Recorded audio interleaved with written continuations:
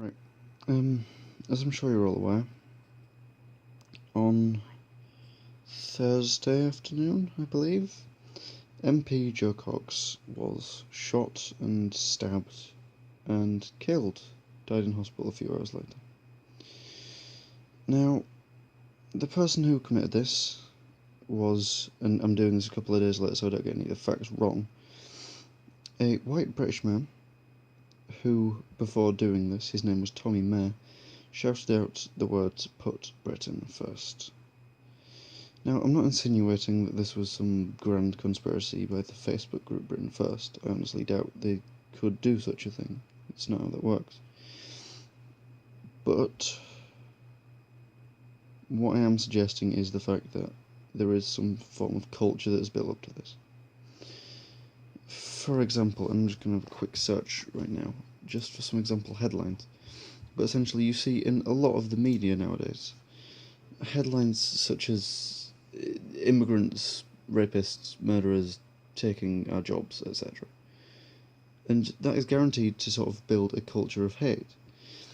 In this situation, you're bound now to get a group of people who are going, I don't want this, and I'm obviously going to build up a massive level of opposition, which is honestly only going to lead to violence. You can't have that much hatred and opposition built up again and again and again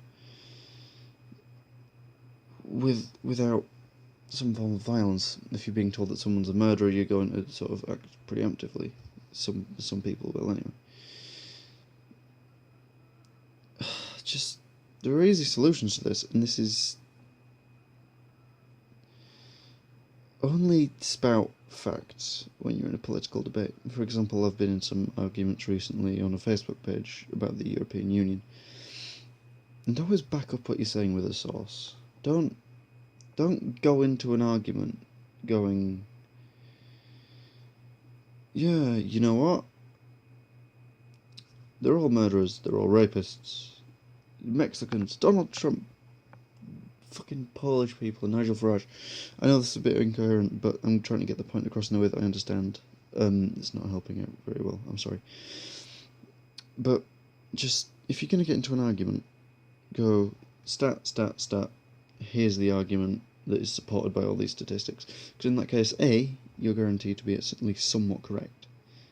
You've got it in your head that, right, these are numerically right values.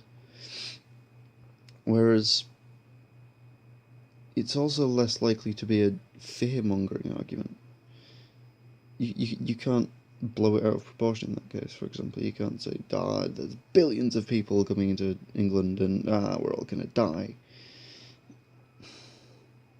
Put quite simply, Joe Cox died because of the culture of hatred that is built around migrants in the modern era. And I don't care how you vote, I don't care about your views, I don't care about what you do. What I care about is the fact that these people who are clearly fucking terrorists, they're murdering to further a political agenda, aren't being sort of signalled as such. It's more that these people, you focus on the mental illness if it's a white person, you focus on terrorism if it's a colour that isn't white. And that angers me, because it's the same thing, it is murder for the sake of, this is my agenda, let's further it.